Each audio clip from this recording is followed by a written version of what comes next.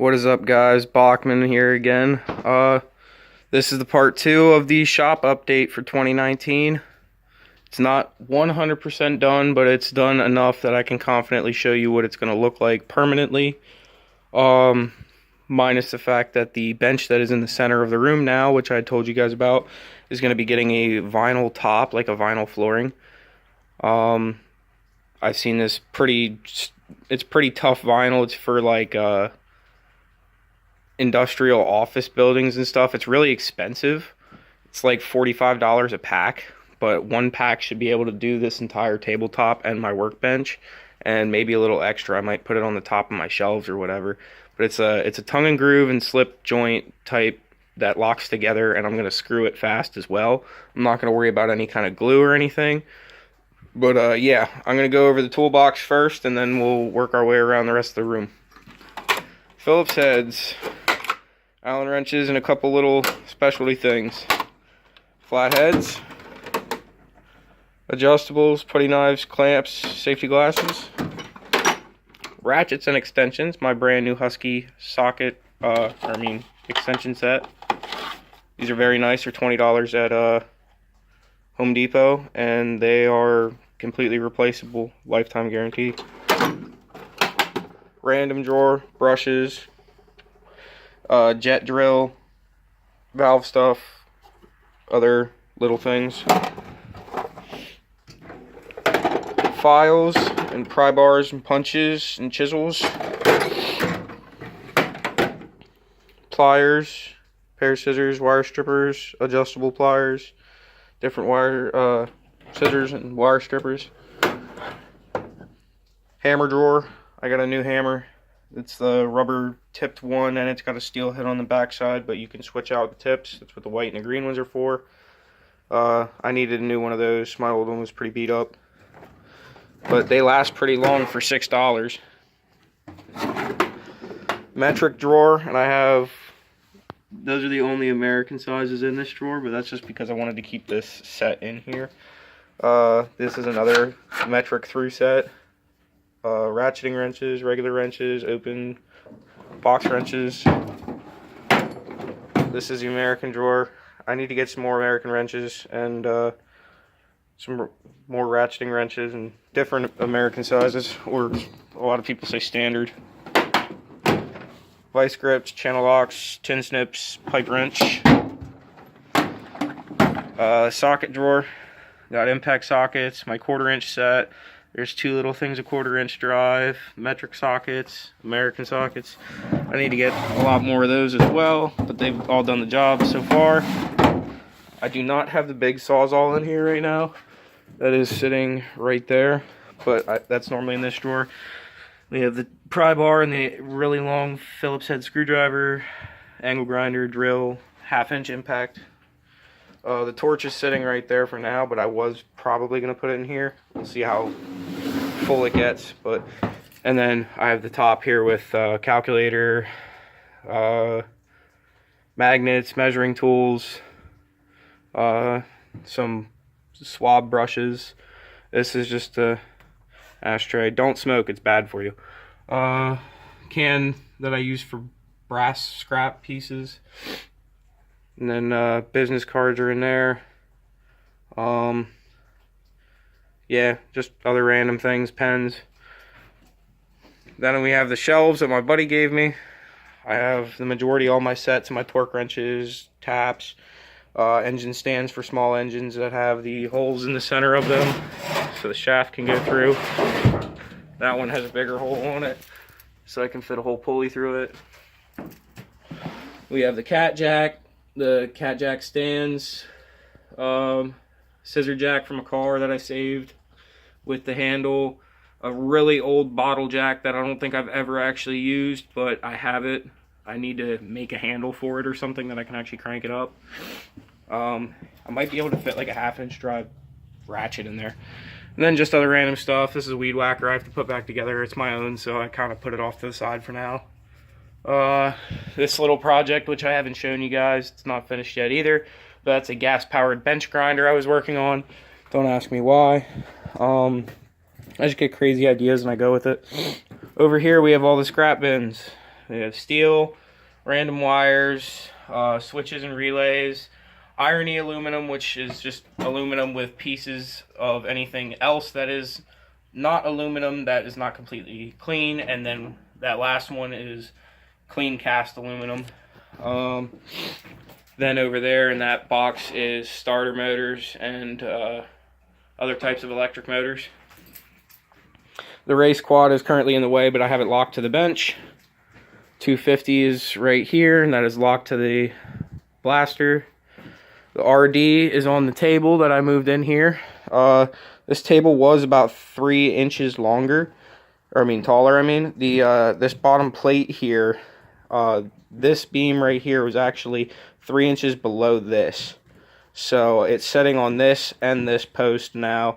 I had to put a little piece in the center, so that way the center would sit flat as well. I wanted a little bit more pressure down.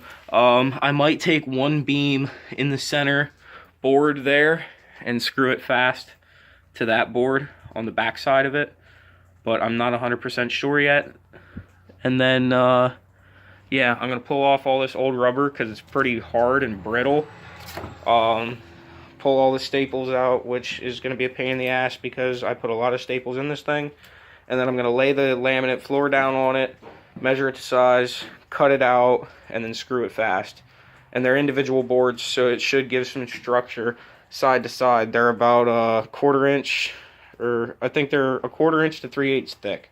So, and they should last a really long time. They're designed to put on concrete and they float around. So I figured even with them fastened, it'll add a little bit of structure. They have a non-marking weight. Like you can put a certain amount of weight on them that it does not mark the flooring till it's like 500 something pounds in one direct spot. So it should be pretty sturdy. The rest of the stuff I have packed away for the most part the way I want it. Really not too much sitting out. I got to take these boxes up in the other garage. But we have the battery charger on the cart with oil supplies, like oil change supplies, and there's also a 4-way lug wrench on there.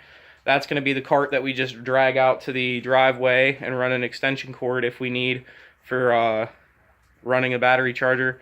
That thing is a pain in the ass to move around. It does have wheels on it, but they're kind of rickety, and it didn't roll very well. So I decided to put it on the cart, and then if we ever need to do maintenance to a vehicle, we just drag the whole cart out and grab whatever selected tools we need.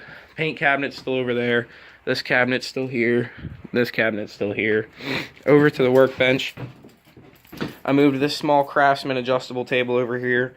It's a mess right now, but this is where I keep all the drills and the batteries. I found a little bit set that stays right there. The wire brush, I'm getting more of those wire brushes soon. This table's also going to get the top. I'm going to pull these 2 big drawers out here because they are all busted up and stuff on the inside. They hold, but they're not great, so I'm just going to take those out and put a piece of wood on each row in there, and then they'll just act as like shelves, which is still more storage, and I don't have to worry about pulling them out all the time. The top drawers are very strong though. I'm going to leave those there. And then, considering how many marks are already on this thing, this is a very soft wood, and I've drilled into it a couple times and stupid shit. So what I'm going to do is put that laminate flooring on top of this as well. It's not very big. I believe it's 2 by 4, so, or 2 and some odd inches and 4 feet long. So the old radio shelf, I don't know why it took me so long to say that.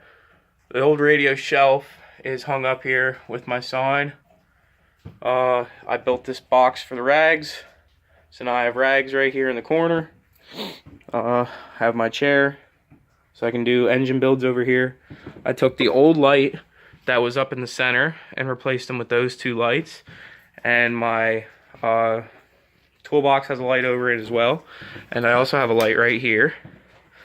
And there's also one hanging up there in the front. So we have plenty of lighting out here now.